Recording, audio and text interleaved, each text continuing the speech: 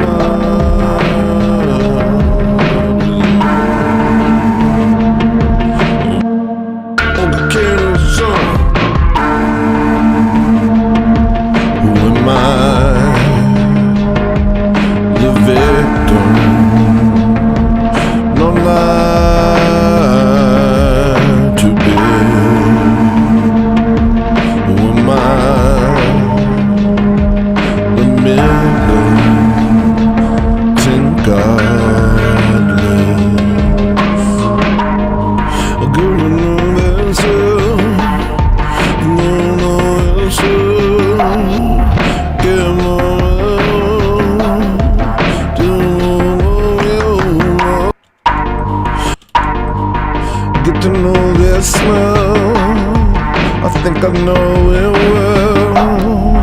Get more,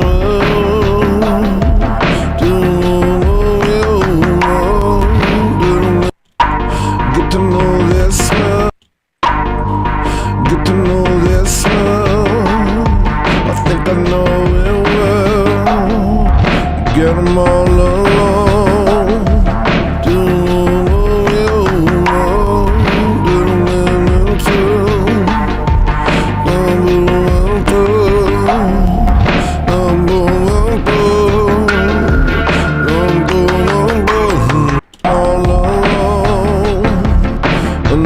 Stop checking their phone.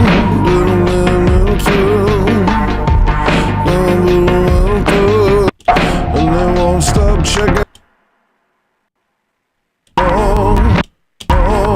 They got a man in hell, and they do what he tells.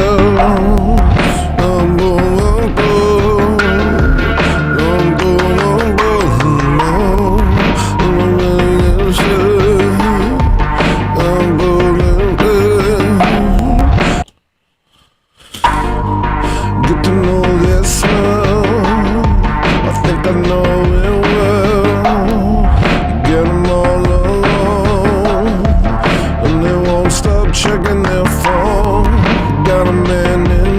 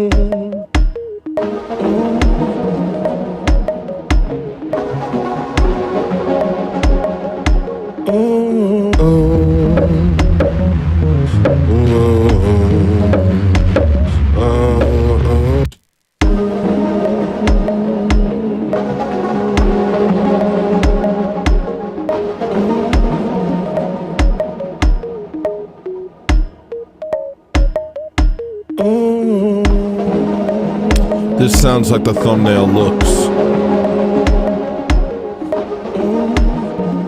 Just sounds like this.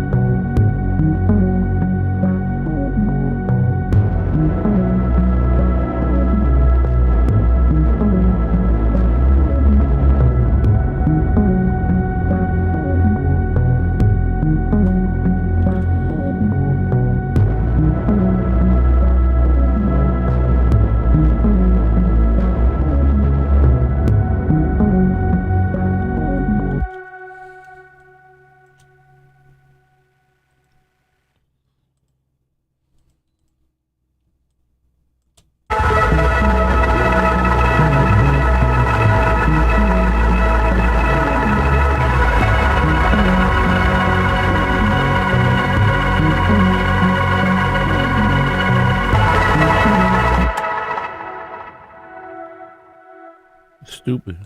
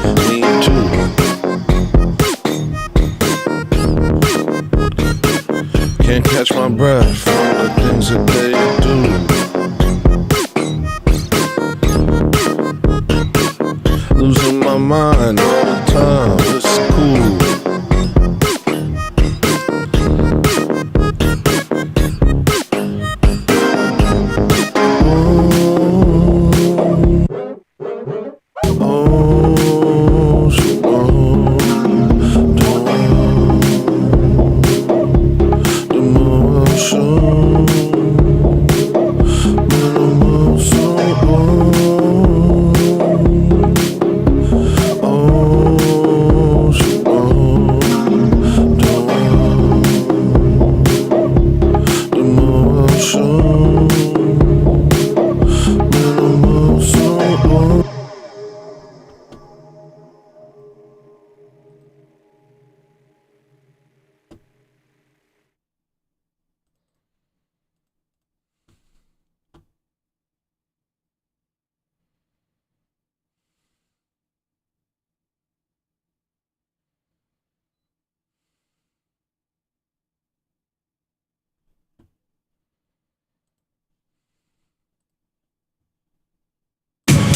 look at you down the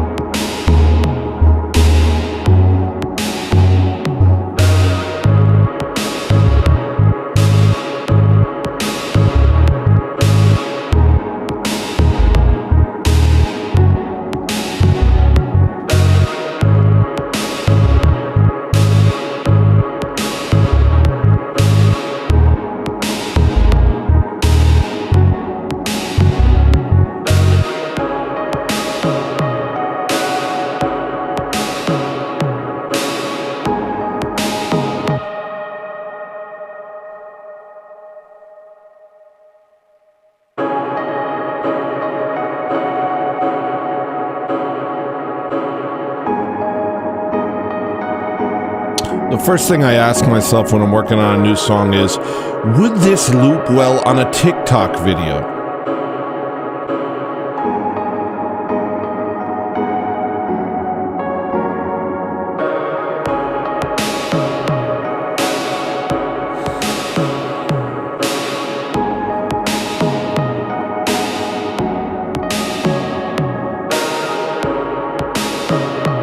Like, it sounds good, right?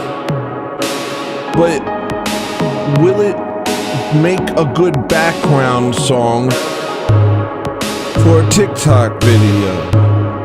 For a TikTok song? For a bunch of people dancing? Bunch of little guys. Little dip bitch. Little mental club.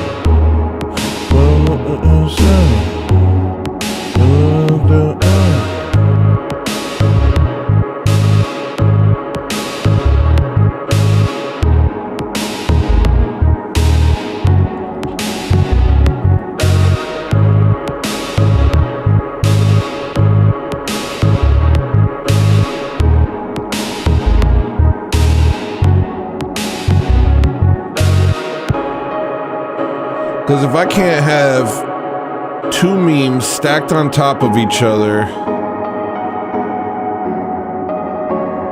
and a video looping 20 times so I can read them both, and one of them's covered in text and the other one's stupid and irrelevant, and actually both of them are. If this song doesn't comfortably sit beneath brain rot, then what are we doing here? You know, like, I'm wasting your time, I'm wasting my time.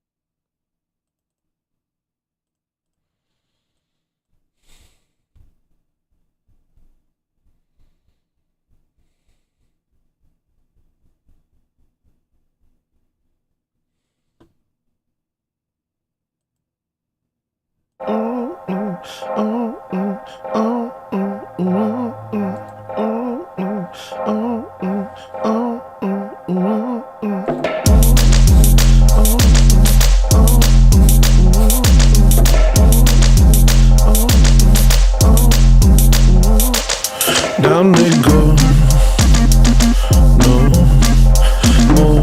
Down they go, no more. Migrant homes, no more. Migrant homes, our homes not yours to take over, no. Our homes not yours to take over, no. Our homes not yours to take over, no. Our homes not yours to take over, no. Down they go, no more. Down they go, no more. Migrant homes, no more. Migrant homes, I think the chips are down now. The whips and chains are up next. Debate the death that thou want. I'm not to take you. Our homes are not theirs to take over. Our homes are not theirs to take over. Down you go.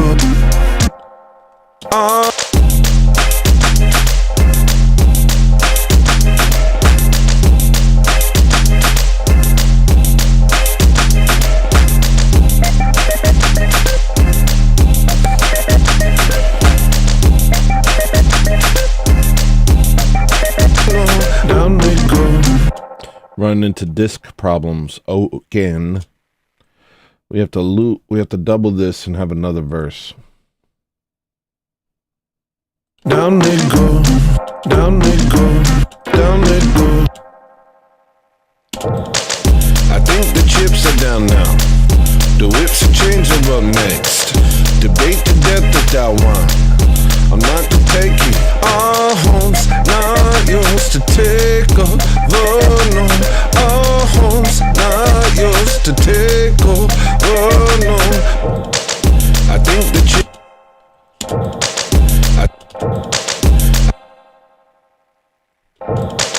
I love my enemies, yes. I love my family more.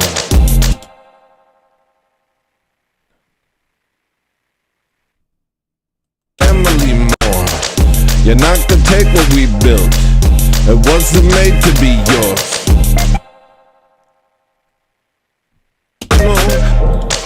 I love my enemies, yes. I love my family more. You're not gonna take what we built. It wasn't made to be yours. Not yours to take over, no. Our homes not yours to take over, no. Down you go. This is a song about burning down the migrant homes in Ireland. When the people are out, I don't want to hurt these people, but something must be done. They're filling our countries with people who hate us, fighting aged men, you know. Do you think that's fair? If they filled your country fighting aged men, would you like it? No. This is like anti-colonialism. This is like bizarro colonialism. We're not going to colonize you. We're going to send a bunch of third world immigrants, a bunch of, you know,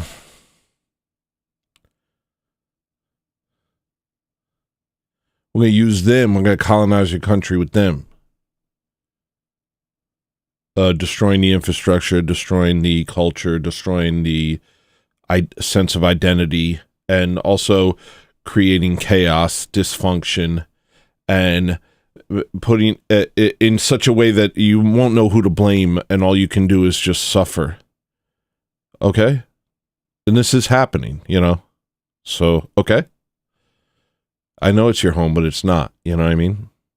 Because you don't get to control things. Because you're not chosen. You know what I mean? The chosen ones control. The chosen ones control things. And they don't like you. They see you as Esau. They see you as Rome. They see you as an ancient foe that they must always screw over. That they must always subvert.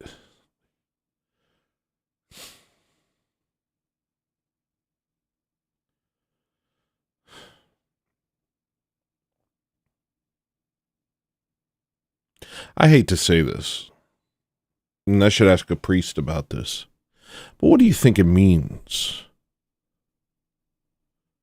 what Jacob did to Esau? Does that read as, like when I read what Jacob did to Esau, it doesn't read as a righteous thing. How is what Jacob did to Esau righteous?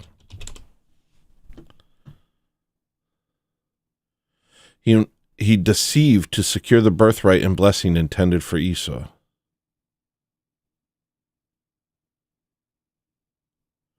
It was a simultaneous thing.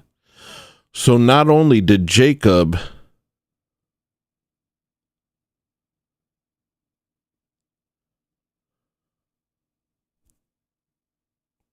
take Esau's birthright, but Esau gave it. But it's not just that. Because he also grabbed his foot when he was being born. Right?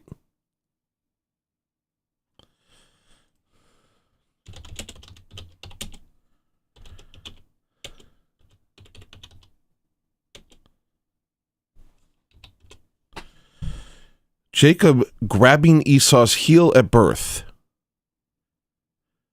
is symbolic of Jacob's eventual usurpation of Esau's birthright and blessings, suggesting a theme of divine favor, favoring the younger sibling, and a rejection of traditional notions of lineage.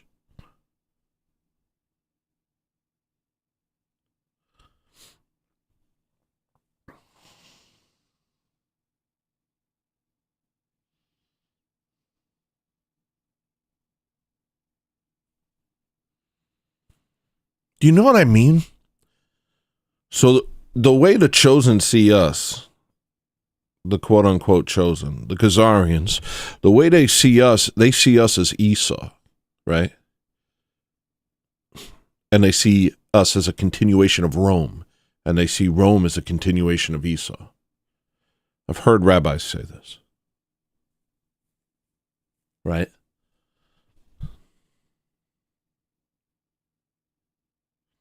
But right here it says a rejection of traditional notions of lineage. Because now we're Jacob. We're Israel. We clung to the heel of the Jewish birthright, and we were favored over them, right? I don't know. I'm just thinking out loud right now. I don't really know. You know, Christians don't think about Jacob and Esau that much. Jews do a lot. We tend to think about Abraham, David. We kind of skip over Jacob, and even though that he's the namesake of the entire nation.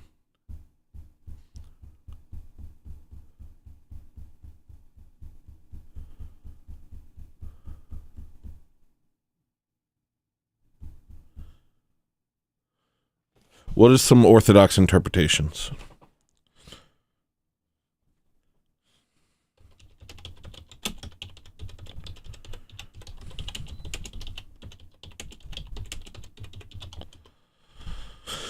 Oh, they're going to say Orthodox Jew. Orthodox Christian.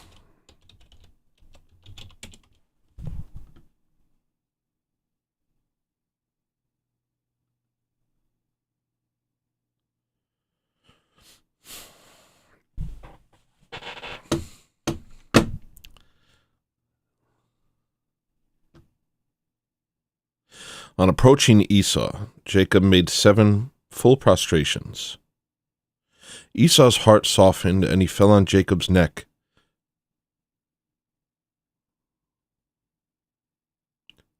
Sobbing as brotherly love was reestablished. Jacob had humbled himself before God through prayer, and also before his brother, receiving divine blessing as the next patriarch of God's chosen people. Doesn't that sound like don't ask permission, ask forgiveness? I'm just thinking out loud here. Do you know what I mean? Jacob I have loved, Esau I have hated. Do you understand? We don't get to know everything. You know what I mean? There's another story where I forget what it's all often cited story of like why didn't he like Cain's offering? He doesn't say specifically. There's an inference, and tradition tells us.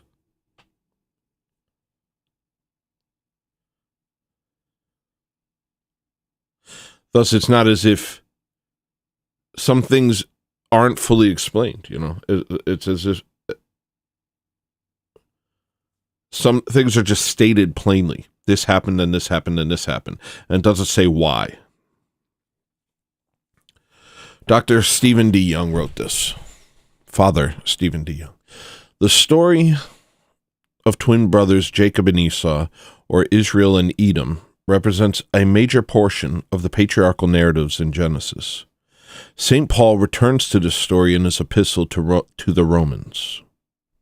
Chapters 9 through 11 in answering a particular situation in the life of the Roman Church.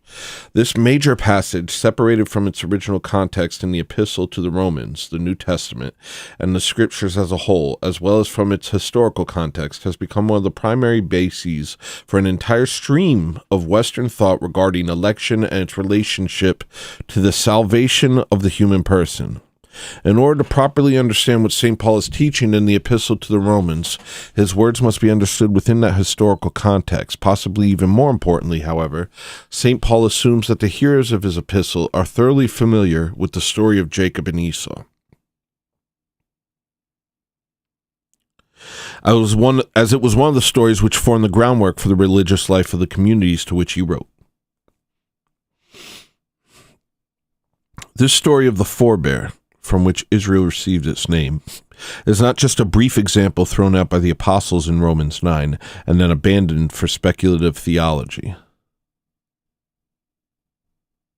Rather, St. Paul brings the story to his hearer's mind as he begins, because his entire argument in these chapters is based on applying the experience of Jacob and Esau, Israel and Edom, to the present situation in the life of the Roman Church.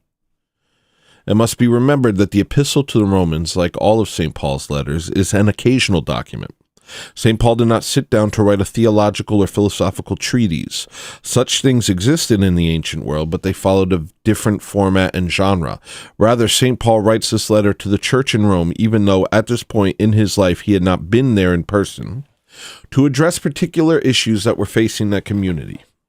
This is important for interpretation because St. Paul's argument in any part of the letter is not merely a series of musings or asides on various topics, but is directed purposefully toward what is happening in the lives of real people. Specifically, the church in Rome had been convulsed by recent political events in the city of Rome, surrounding the expulsion of the Jews from the city by the Emperor Claudius in the late 40s AD. This event is reflected elsewhere in the scriptures, in Acts 18:2, in which St. Paul meets S.S. Priscilla and Aquila in Corinth, where they are said to have journeyed from Rome because of this expulsion. The Jewish people had been expelled from the city at least twice before, once in the Republican period and once by Tiberius. These expulsions had various precipitating causes. The two most common were either Judaizing, attempting to attract Romans to the Jewish way of life, or failure to worship the Roman gods, resulting in some misfortune. In the case of Claudius, from the very beginning of his reign as emperor, there had been issues of public disturbance surrounding the Jewish communities in Rome, as the Jewish community had come to such a significant size that its internal issues began to affect the overall peace and good order of the city. According to Cassius Dio in 41 AD, based on these issues, Claudius had issued an edict banning synagogue meetings in an effort to keep the peace. Several years later, this had clearly failed. Suetonius tells us that by the late 40s, the Jewish community of Rome never stopped causing civil disturbance at the goading of Chrestus.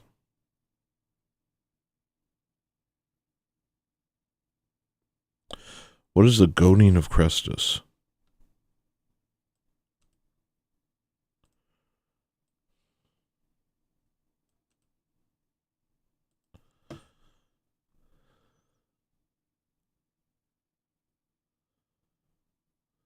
Instigation of Chrestus. Who's Chrestus?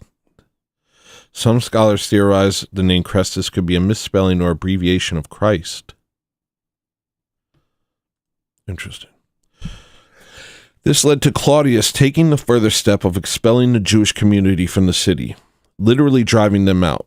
It is conjectured that the mention of this Chrestus may actually be Suetonius misunderstanding the preaching of Christ in the city, and so these civil disturbances were occurring between the members of the Jewish community who did not accept Jesus as the Messiah and early Christians. Crazy. There's not nearly enough historical evidence to know this for certain, however. This expulsion lasted for some years before the Jewish people were allowed to return to the city. The expulsion had a direct effect on the Christian community, as at this time in history, barely 15 years after the conversion of St. Paul, Christian communities were Jewish communities of a particular type. I just inhaled something.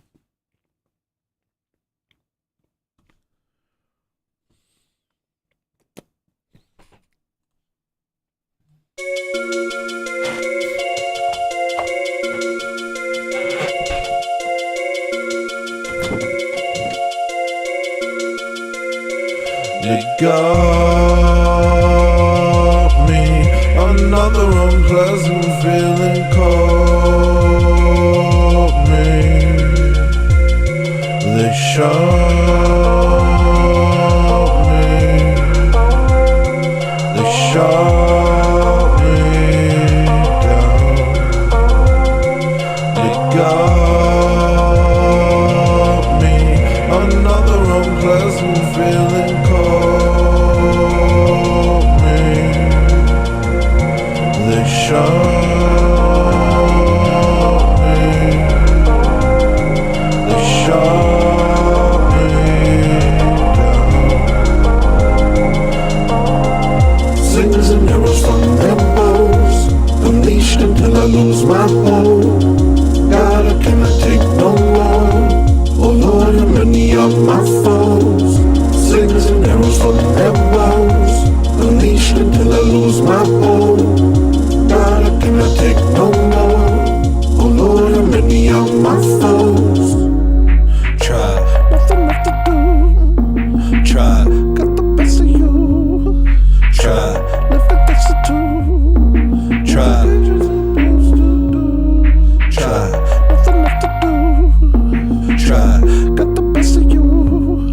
Try, live like that's the truth. Try, nothing left to lose. Nothing left to lose. Nothing left to lose.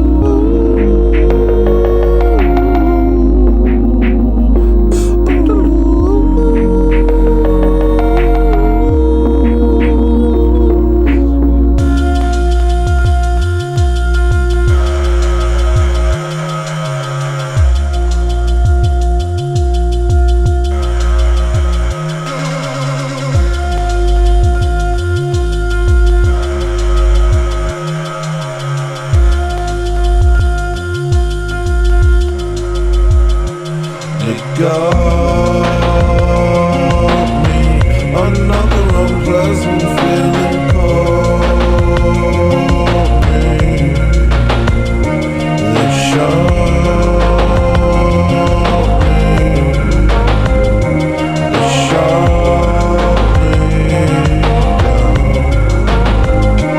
me down. They got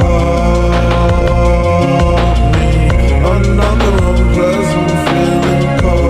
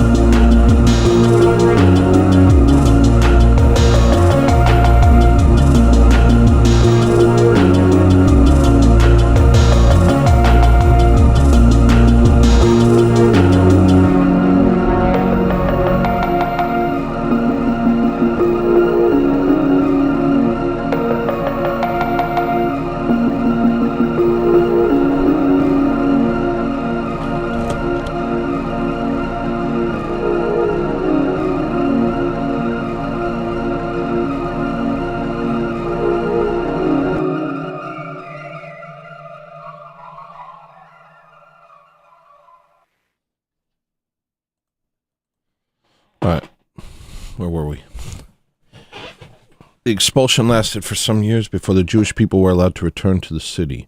The expulsion had a direct effect on the Christian community there, as at this time in history, barely 15 years after the conversion of St. Paul, Christian communities were Jewish communities of a particular type.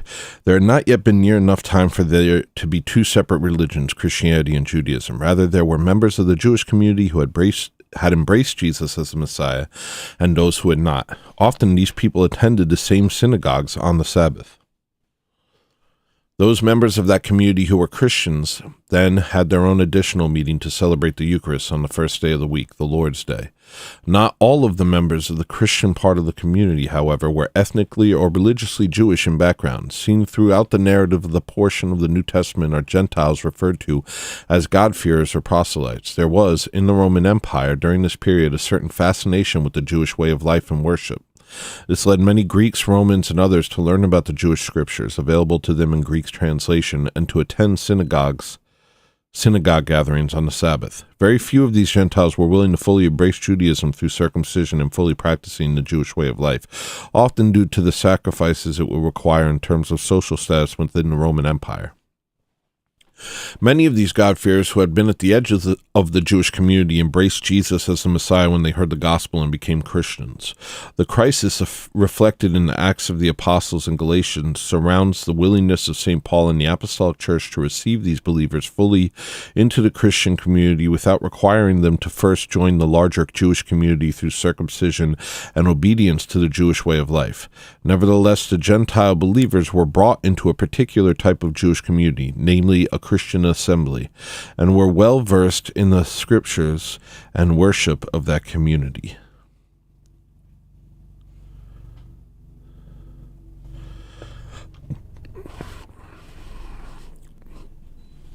The end of Claudius's expulsion, then, represented a dramatic reversal for the church at Rome. While previously issues had surrounded the integration of Gentile Christians into a community of Jewish character, now the church had been functioning as a community of Gentile Christian believers for a period of years, and the challenge was reintegration of the returning Jewish Christians. This represents the primary... While previously issues had surrounded the integration of the Gentile Christians into a community of Jewish character, now the church had been functioning as a community of Gentile Christian believers for a period of years, and the challenge was reintegration of the returning Jewish Christians. This represents the primary purpose and theme of the epistle to the Romans, the integration of Christians in Rome from Jewish and Gentile backgrounds into a single community.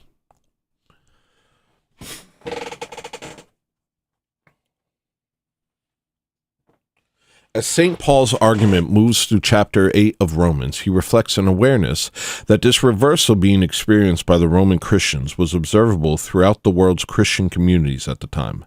Though St. Paul is always clear that Jesus is the Jewish Messiah and the fulfillment of the Hebrew Scriptures, the reality was that the greater part of the Jewish communities to which he had preached the gospel had not accepted Jesus as the Messiah. Further, in many cases, and as an overall trend, it was the Gentiles, especially these God-fearers, but including even outright pagans, who were coming in large number to faith in Jesus Christ, and therefore coming to comprise Christian communities in every city. I wish the pagans could hear this.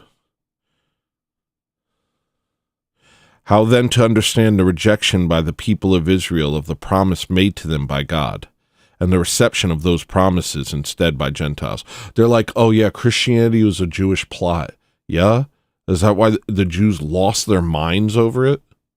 Is that why the future of Judaism was basically defined by an opposition to Christianity? So much so that they reinterpreted their own scriptures so that it didn't say a virgin would give birth, but a young girl. When up until that point, all translations were certain of the case.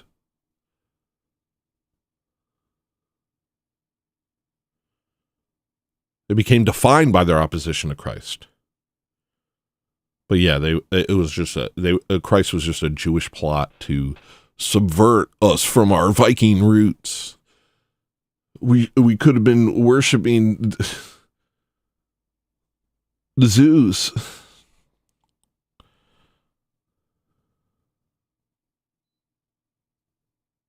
How then to understand the rejection of the rejection by the people of Israel of the promise made to them by God, and the reception of those promises instead by Gentiles?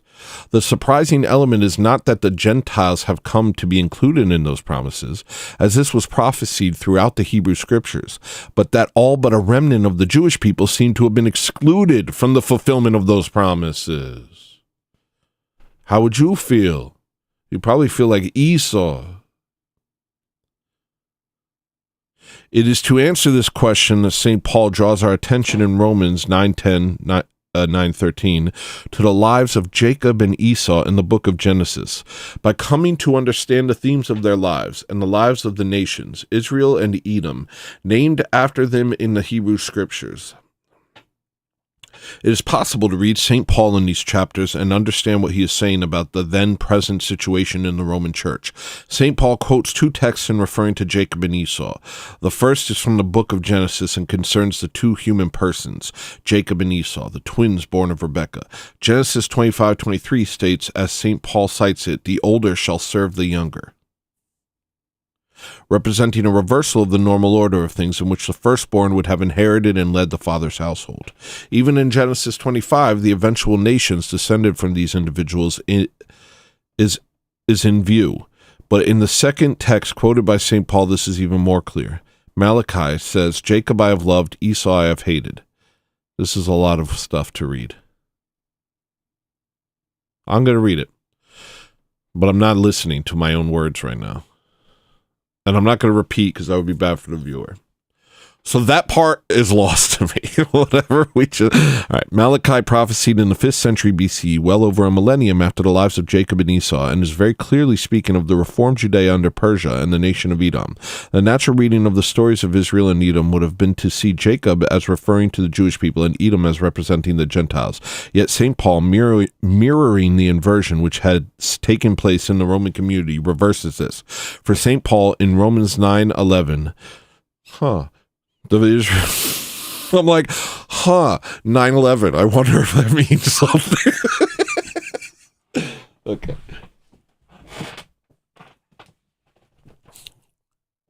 I'm stupid. But maybe not. Romans 9:11, they see us as Rome, and 9:11 are the verses that says, no, you're Esau, we're Jacob, and they're like, oh yeah. And the twin towers, Jacob and Esau were twins. Hello? Wait a second.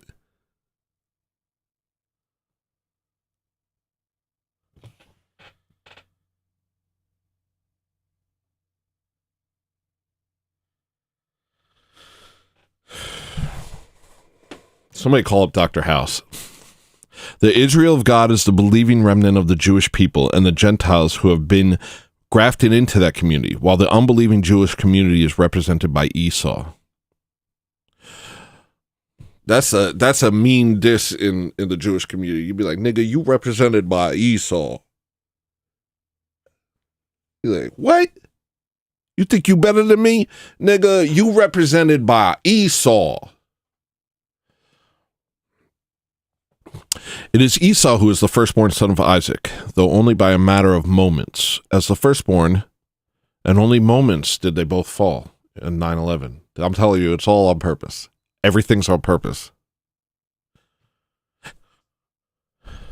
As the firstborn, he was somebody called Carmen Sandiego, Dr. House. We need Drewski on the line. We got to call P. Diddy. We got to call Kanye West. Somebody call Meek Mill, and Meek Mill's on the case. Somebody call Slylock Fox. What's a detective? Who's somebody call Sly Cooper. Who's a detective that Zoomers know? I gotta cater to my audience. Who's a detective that Zoomers know? I just typed that like a real dang fool. I'll ask ChatGPT. Who? Don't do that to me. Sorry. Who's a detective that Zoomers would? I mean, Sherlock Holmes, but that's too. Come on. But if I say, who's the guy who plays him in the show? Discombobulate. Okay. Sherlock Holmes, Nancy Drew, Lupin the Third. Somebody called Lupin the Third, Jake Peralta. There's no funny. The funniest detective is Carmen Sandiego. She's the funniest one. Who's funnier than her? I could say Pimbleby Woodsop. What's that English guy that Benedict Cumberbatch? English people just be having names, bro. Pimbledy Whipple-slop. Pleasure to meet you. The name is Dynapius Swindles. I don't know. That was too Greek. I thought if I just let my mouth do it, that it would just go. I'm going to try that again. Hi, my phone number is Mumbleberry Whippersnap. No, that's like something Mark Twain would name somebody. Forget it. I did it good the first time. Benedict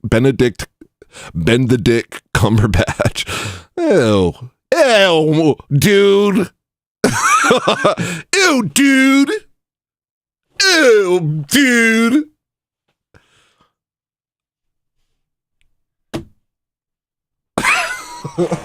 Somebody call Benedict Cumberbatch because 9/11 is on purpose. Somebody call Benedict Cumberbatch right now because 9/11 is for real. They represent Esau. Oh my goodness gracious, bro, because what happened? Esau became the SOS, right? And the SOS doesn't care about none of that. SOS is anti-human, right?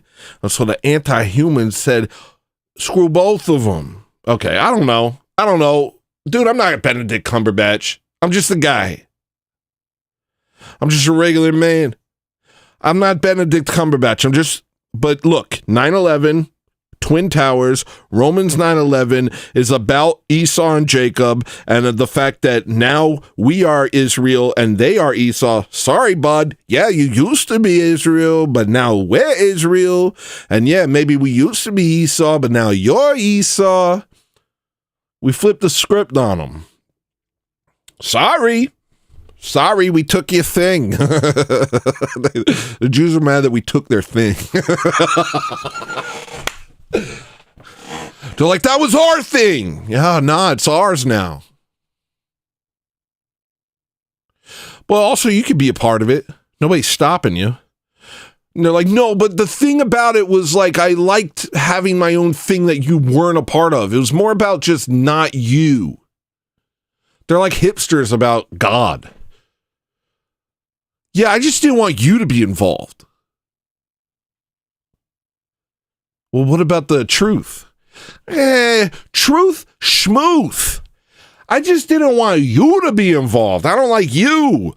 You're too basic. You're basic. You don't get it. You listen to like Coldplay, you know? You listen to Coldplay. I liked it when I was God's guys and y'all just listen to Coldplay. Y'all didn't listen. We listen. I'm a Radiohead fan, okay? Radiohead fans do not... Look. Three horns do not mix with long necks, okay?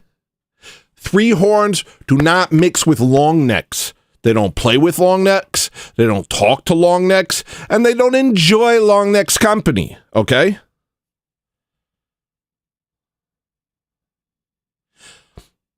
Okay. But I want to be a three horn because Father, Son, Holy Spirit. So I want to be three horn. Even though that makes me Sarah. Because Sarah, Land Before Time, Sarah is the three-horn Triceratops. And she's the rude one. And the main character, I don't remember his name, but he's the long-necked brontosaurus. And he's very friendly and good and humble.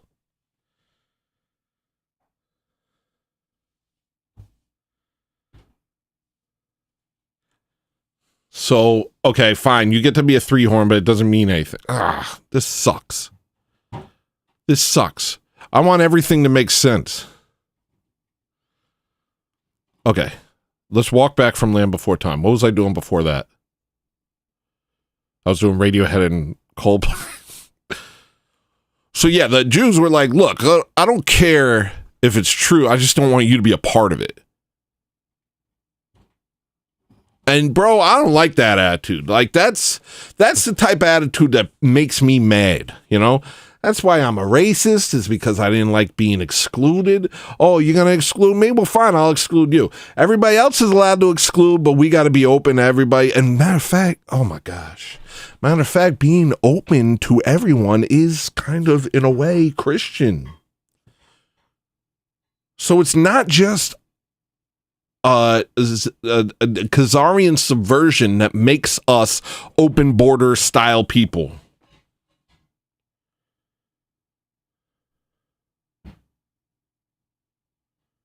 We might have an inclination towards that anyway.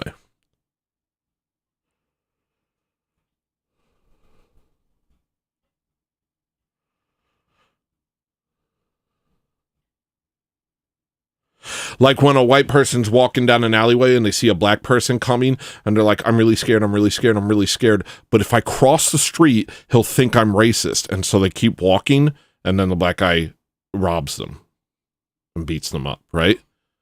But so it's like that. It's like It's like that. Why is it like that? Hold on. Hold on. There's a reason. The reason it's like that.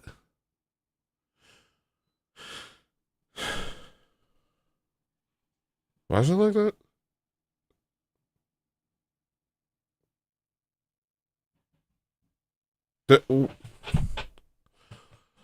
Why is it like that?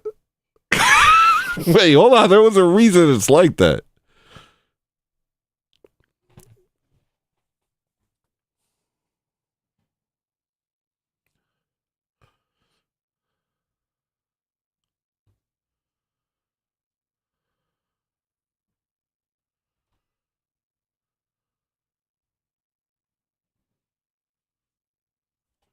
Because we're open to everyone.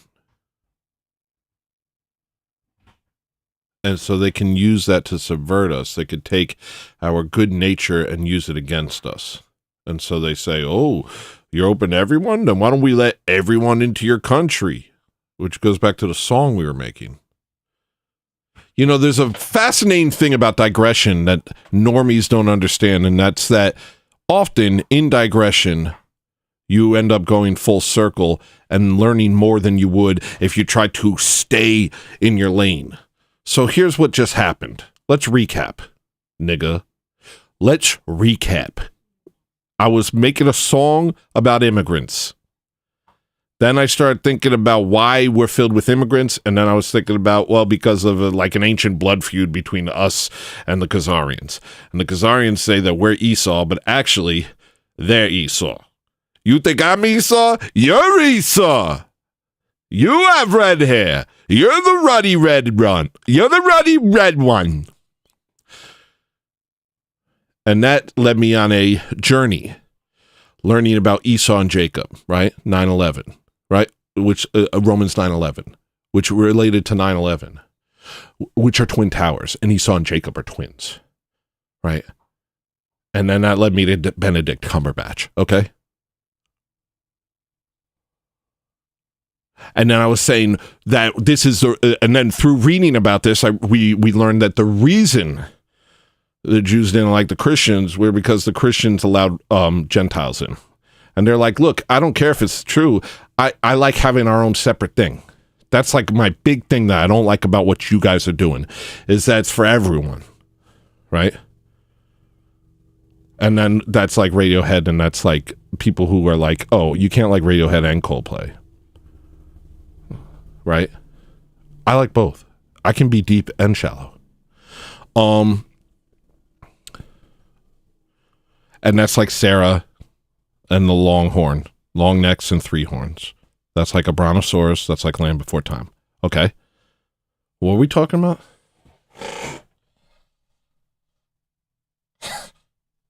What? Are these my final moments? This is the best stream I ever did. So then what happened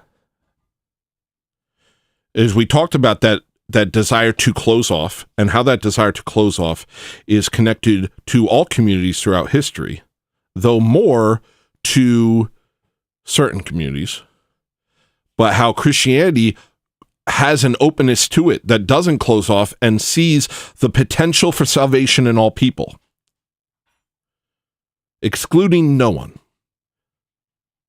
And how Esau, who thinks we're Esau, now takes that, sees what we're doing, and says, I can exploit that.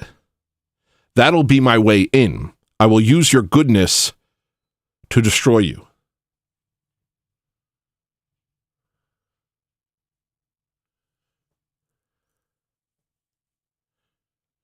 And fill your homes with migrants. Full circle. So it answers your question thoroughly. And it was all digression, full of digression, you know? I find digression more interesting than the point. If I'm in a class, here's what I noticed. I went to a class with Maria a couple days ago. She was so scattered because the teacher would go all over the place. But the only time I could focus was when the teacher was going all over the place. When it was getting back to the main line, couldn't hear a word he said. completely bored out of my mind, just kind of sitting there zoning out. But the second we digressed, then it became alive. And once it became alive, then we could start building and doing all sorts of stuff. And then my attention was there. At that point, Maria, my wife, she's taking notes. All of a sudden, her notes become all jumbled and she doesn't know what to do. But now I'm in my element and I'm actually learning. Isn't that interesting? Isn't that interesting? Here's another thing I was thinking about with this whole ADHD brain. There's this thing, like this stasis, this place that people go into when there's nothing going on. And apparently the ADHD brain just goes there a lot quicker, a lot longer, and a lot more easily. And it's basically this place where nothing is happening in your brain. You're just like... And if you take a snapshot of my entire life, I'd say 30 to 70%, 30 to 40%, maybe 50, I don't know. A large percentage of those pictures of my life would be me going. Now, you would think that nothing's happening there. And in truth, there's there's often no thought happening. But that doesn't mean that subconscious things aren't occurring. And that things aren't growing. And that maybe I have access to things that the rest of you don't because my brain is wired so absurdly. And the avenues that I go down and that makes sense to me and that fulfill me probably seem crazy to the outsider. But then you see what I did right there, and maybe that didn't seem so crazy. Maybe that seemed kind of interesting. Full of whimsy, but also getting to the soul of the crux of the epitome of the idea.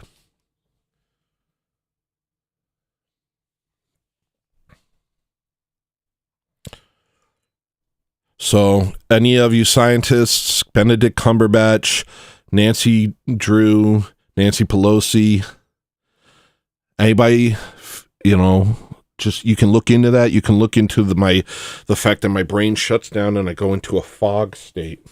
And I just exist in a fog, and that fog is not nothing. Something is happening there. I was also thinking this. This is also why I relate to black people so much. Though I wish I didn't. I wish I didn't, but I do. And it's because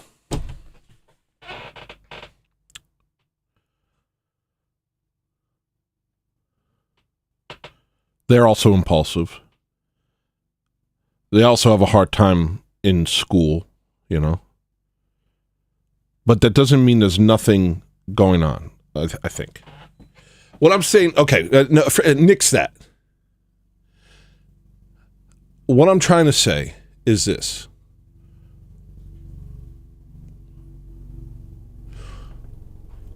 The way I'm configured allows for certain things to occur that wouldn't happen elsewhere.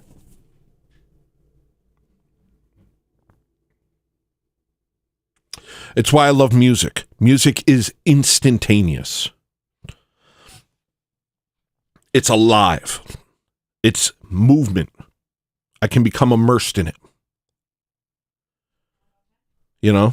It's very different from a lot of this other stuff, which is just tedious. I can't do tedium.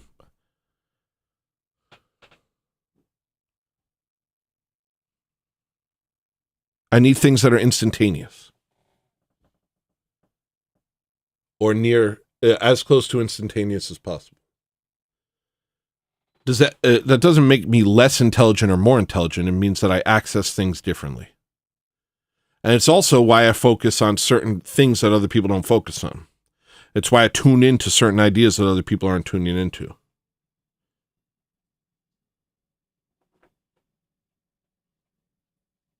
For instance,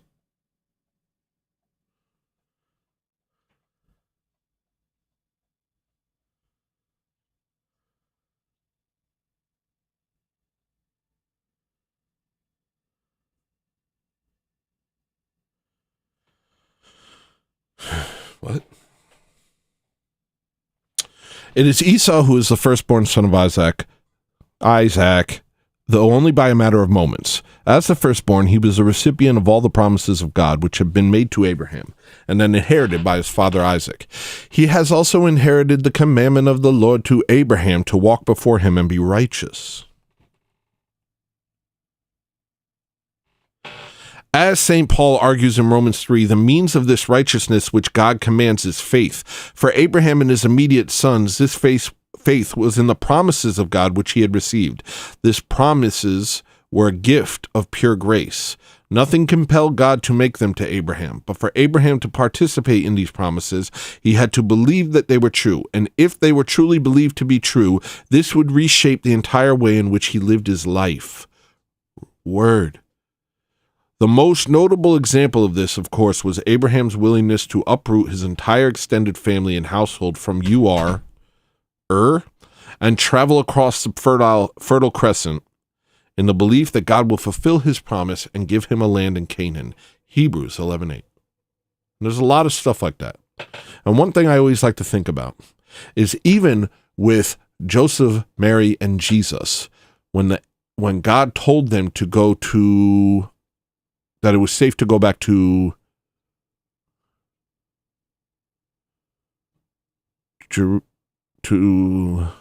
I don't want to get the names wrong. When it was safe to go back to Bethlehem or Jerusalem or no, I don't know. They were heading back. God told them. But then as they were going, an angel visited them. Was it God or an angel? I don't know how exactly it happened. But on their way back, they were visited by an angel. By an angel of God that said that there's danger there and that they should go elsewhere. Right? Think about that. How many times in our own lives do we expect something to happen in a way that makes sense? And we think that we're given this sign. Like I was given a sign to move to Alaska. I do understand why now, but I didn't understand why at first. And how many times are we given a sign to do something by God, and we follow that, and we start to lose kind of hope? We're like, wait, but I'm not seeing anything come from this. Like the Jews in the desert did that. They were like, I'm not seeing anything come from this, and so they started like worshiping false gods and stuff, right? But even Jesus and Mary and Joseph had to deal with this. Even they had prophecy, had signs from God that said, go over here, actually go over here. Think about that. A sign from God that said, go over here, followed by a sign from God that said, never mind, stay right here. Could you handle that? Could you handle that? What kind of faith does that take?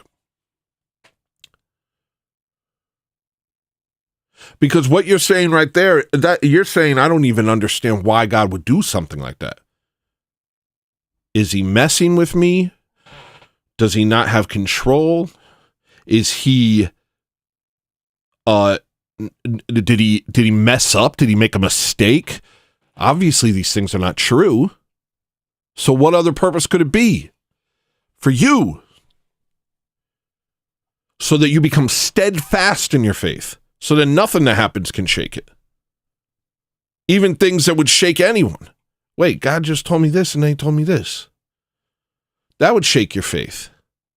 Because you expect God to be consistent and make sense to you. And then when he doesn't, you're like, that would shake your faith. But if you're able to persevere through that, then you have a completely unshakable faith. Because even Joseph, Mary, and Jesus had to deal with that.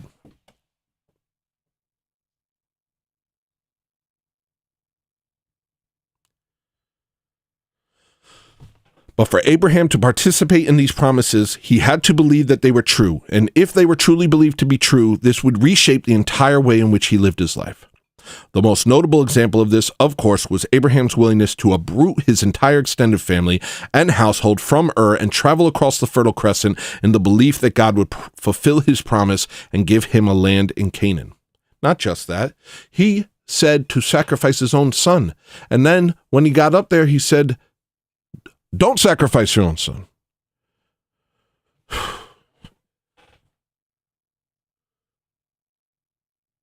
That when you And Abraham had faith in going to sacrifice his son. And I think it's because he knew the character of God. And I think some part of him knew that God wouldn't have him do it, because he said to his own son, God will provide a sacrifice. But also, I think that he wasn't even thinking, and this is just me imagining, I don't even know if he was thinking ahead. I think he knew God's character too. Because if you read earlier, it says that Abraham walked with God. And so he knew God. And so whatever God was saying, it was like, I don't know why you're asking me this, and I'm just putting one foot in front of the other. I'm not sitting here planning on how I'm going to kill my son. I'm listening to you, and I'm putting one foot in front of the other. And that's it. Faith unwavering. You are God. I know you. I love you. And I know you love me. And I'm operating under your command in spite of myself, in spite of my own misgivings, to the point where I have no misgivings. Oh, he wants me to sacrifice my own son? One foot in front of the other. I'm going to the altar. I don't know why. I can't understand, but I do know God. That's faith. And it says quite clearly that it's faith that saves us. By your faith, you are saved. By your faith, you are healed.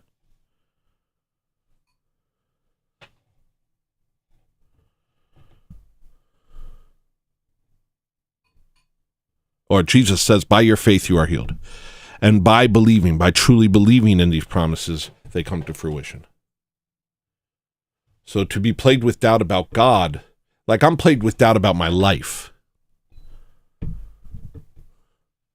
But that's usually because I'm always trying to insert my thing into it. And I know that that's not God's will.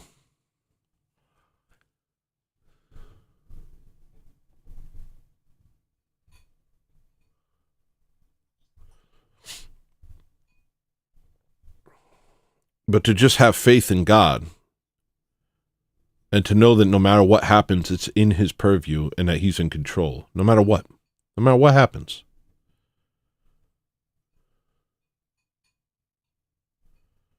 That's the ultimate goal.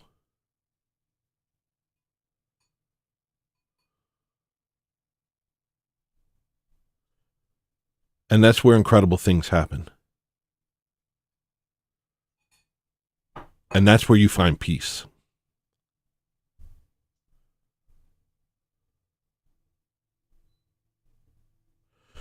As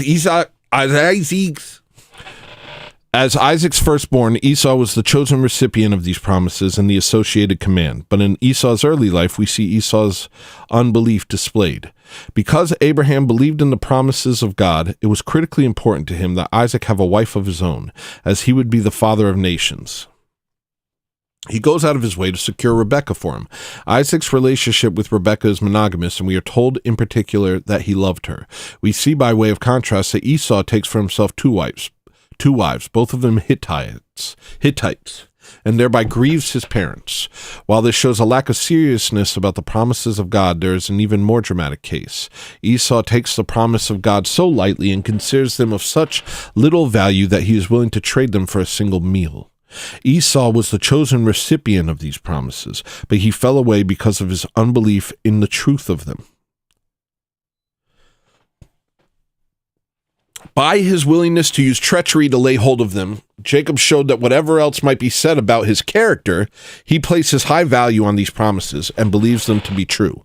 He receives the birthright through belief. And on throughout the New Testament, that's what Christ is talking about, is faith, faith, faith, faith, faith, faith, faith.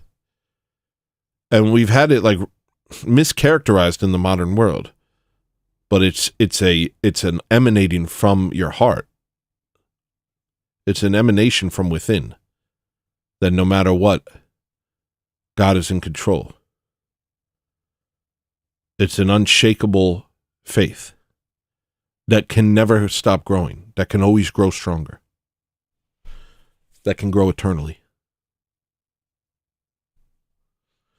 The subsequent narrative of the lives of the twins focused on God's dealings with Jacob, whom he renames Israel in honor of his continual wrestling with him. Jacob was, sorry if I'm talking out of turn. I'm not a priest or anything. I'm a douchebag from New Jersey. I'm just thinking out loud here, you know? These are what I'm thinking, okay? Check with the Bible, check with the saints, check with the church.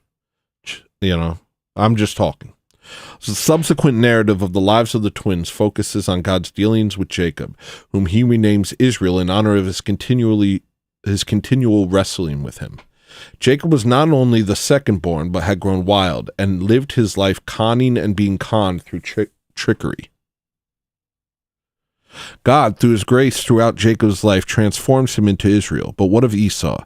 Esau does not disappear from the story, nor is he rejected by God. Neither, by the way, are his descendants. Esau went to live in the land around Mount Seir, which was a part of the land promised by God to Abraham, his grandfather. There, through Ishmael's daughter, his third wife, Esau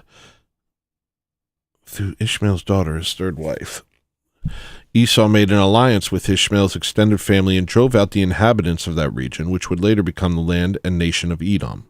Esau's other names based on the ruddy hue of his complexion. At the end of Israel's wilderness and wanderings, they came to the region of Edom.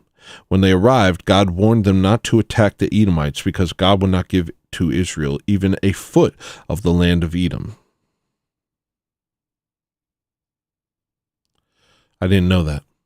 That's very interesting. This is because God says he has given that land as an inheritance to Esau and his descendants. Their conquest of the land of Seir is directly parallel with Israel's conquest of Canaan.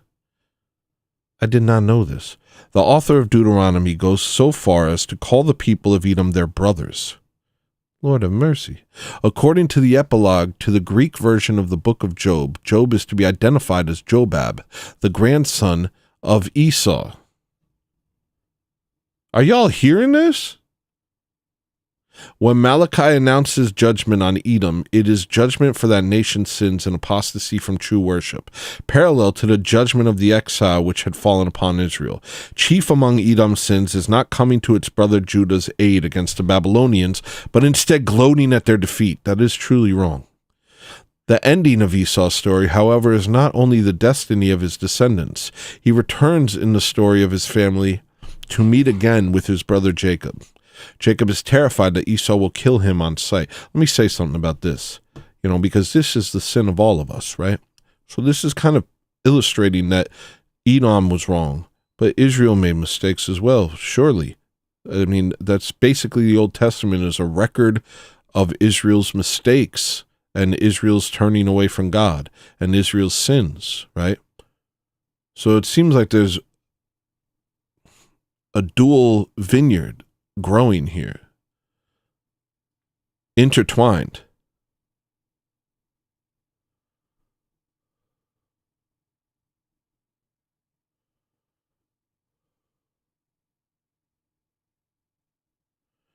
And that these things don't always resolve themselves within our sight. That's another reason for faith, because you won't always see it resolve itself in the way that you think it should, in the time frame that you think it should be solved. Sometimes these things go back and forth in ways that don't always make sense. Like, think about how many times the Jews were kicked out of, England. Think about that. England was called Rome, right? It was called, the New Rome at one point, right? Think of the back and forth relationship there.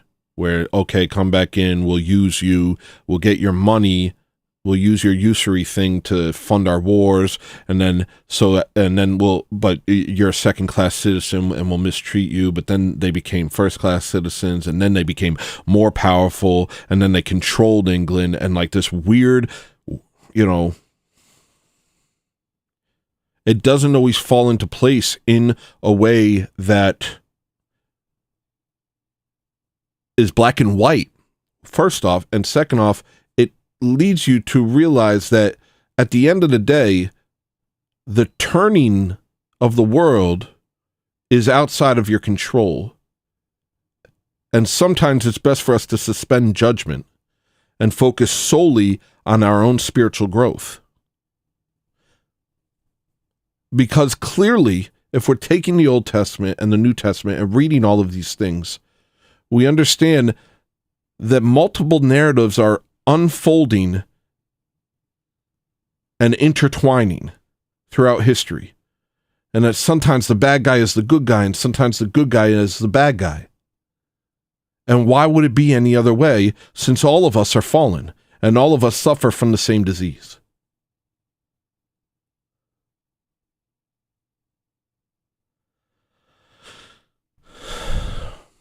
The ending of Esau's story, however, is not only the destiny of his descendants. He returns in the story of his family to meet again with his brother Jacob. Jacob is terrified that Esau will kill him on sight. After Jacob used treachery to lay hold of Esau's birthright, and so sends his wives, children, and belongings ahead to greet Esau first. When Jacob finally encounters Esau, what he receives from him is not violence or vengeance, but forgiveness and grace. This display of warm love and forgiveness shows that the faith that was lacking in Esau in his early life had come to him in his later years.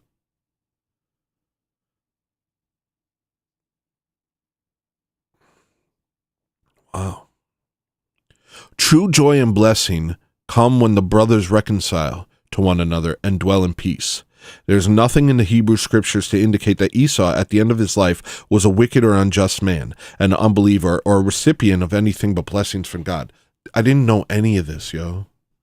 Lord have mercy. In the story of Jacob and Esau, we see all the themes which St. Paul will bring to bear in Romans 9:11. Themes of unbelief, belief, and faith. Themes of gloating over a fallen brother. Themes of election and the sureness of promises, and the forfeiture thereof by individuals. Themes of God's continued faithfulness despite human sin. Themes of God giving undeserved blessings to his people and through his people to the entire world. Most importantly, to understanding the culmination of this passage in 11:25-36, we see that the true blessing comes in God's timing through reconciliation and unity. God uses even human unbelief and disobedience to bring about blessings of mercy and grace. Reconciliation between Jews and Gentile Christians in one body in Rome would bring that community blessing, and a great blessing is yet to come when Jew and Gentile are reconciled in God's kingdom.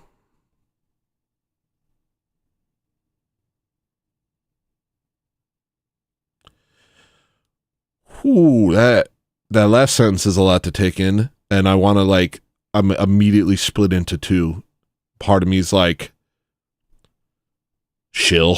Sorry, no, but that's a bad part of me. Oh, sorry, Lord, forgive me. No, because it's not true. But there was like an attack, because I'm like, well, now hold on a second.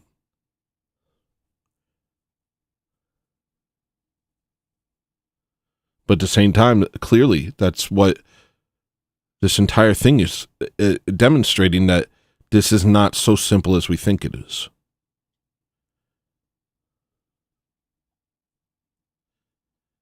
And there is no forgiveness without forgiveness. Truly, there's no forgiveness without forgiveness. Forgive us our sins as we forgive those who sin against us. As you forgive, you will also be forgiven. There is no other way.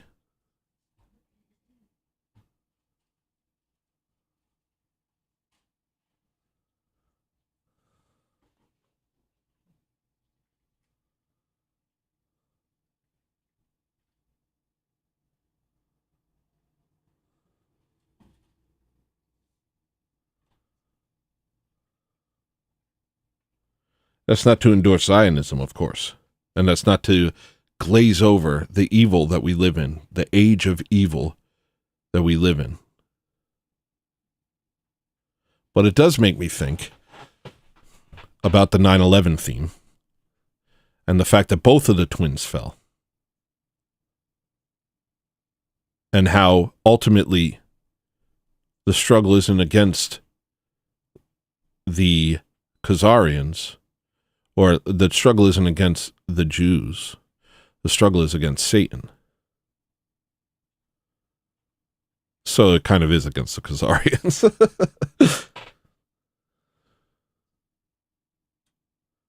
In a sense. Because they are the ones that say they are that, but are not that. You know what I'm talking about? So then, what that says is, if both of them fell, and if they are meant to symbolize Esau and Jacob, then what it is not Judaism or Christianity, but pure Satanism. Though Judaism did become defined by its opposition to Christianity, to the point where it threw away everything that made it beautiful. But that does not mean that they can't repent.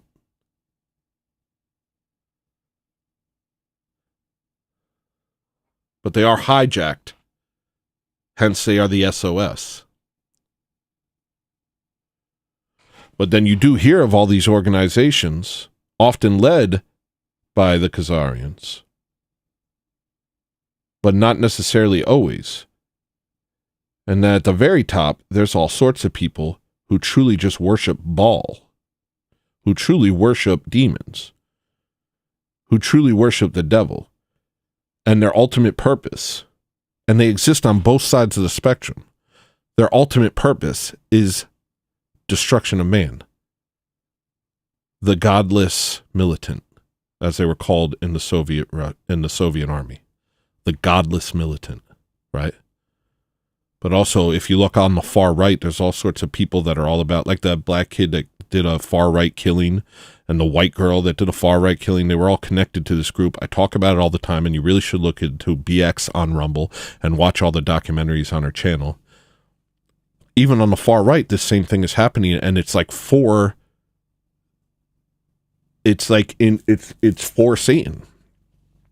So far right beliefs for Satan, far left beliefs for Satan, you know what I mean? And so that's why it would be called the SOS, the SOS, the something of Satan, you know what I mean? That's why it would be called that.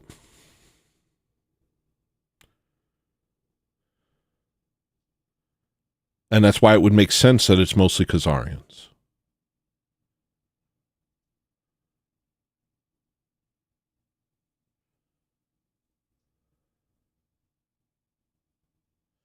And that's why it would make sense that it's not just people like Rothschilds, but it's people, like Bill Clinton, like Billiam Clintonians, and all these people doing all sorts of evil, debaucherous stuff and celebrating darkness itself. To think that that's solely relegated to Esau is foolish. All of us have the capacity to go down a dark path. And this kind of ties back to what I was saying yesterday, that we have to love our enemies because all of us can be our enemies. We can all do what they do. We can all be what they are. And we could also just be born a different person. We're born who we are. You could be born someone else, but you're born someone with self-control who thinks you're better than other people.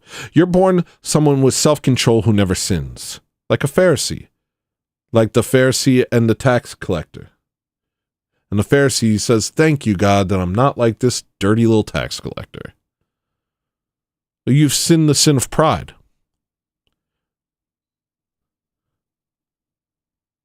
We could be born any race. We could be, do you think there's people sit there and they talk about their race. They say, "Oh, I got to preserve my race. I'm a white nationalist." I almost said I'm a white nationalist. I am.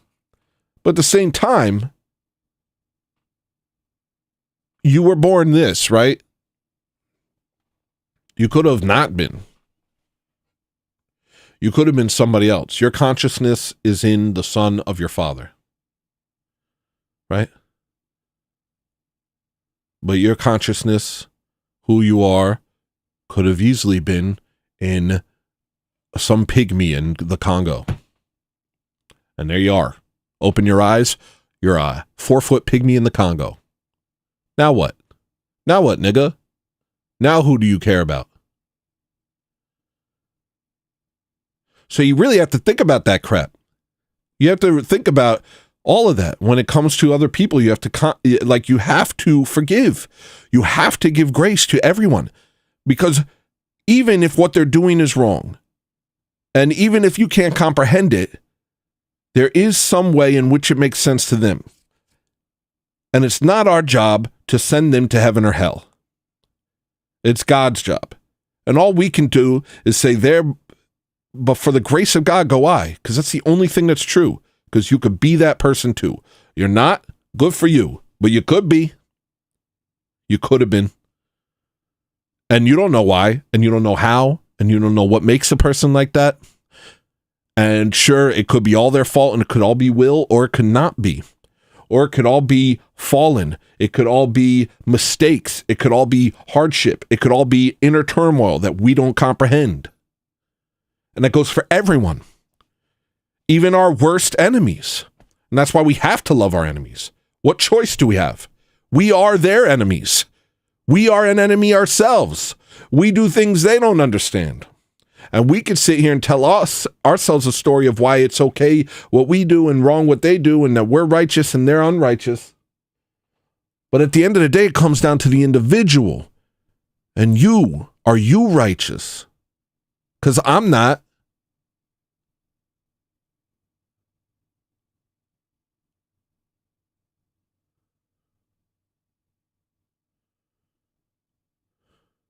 You know, I'm not. I need God. I need forgiveness.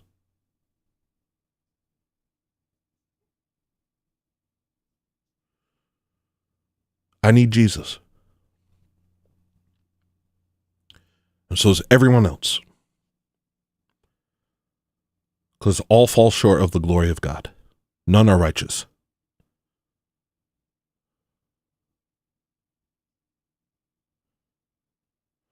All right, I have to go.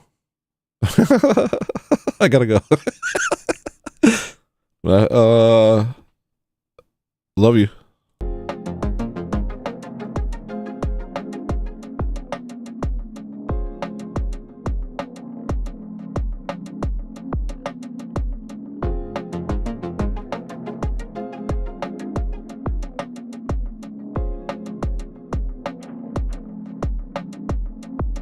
In a garden brimming with gold and green. No mosquitoes, no predators, no need. I can see you staring beyond my dreams. I can hear you singing a song of peace. As a wave of love washes over me. See the light like diamonds shine through the trees. Every breeze whispers of eternity. I am finally where I'm supposed to be. Next time that you see me, don't. Next time that they see me, they won't. Next time that you see me, don't. Next time that they see me, they won't. Next time that you see me, don't. Next time that they see me, they won't. Next time that you see me, don't. Next time that they see me, they won't.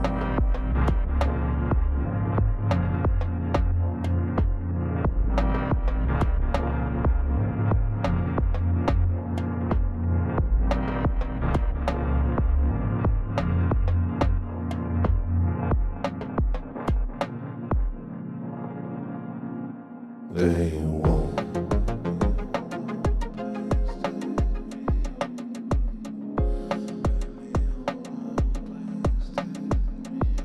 They won't.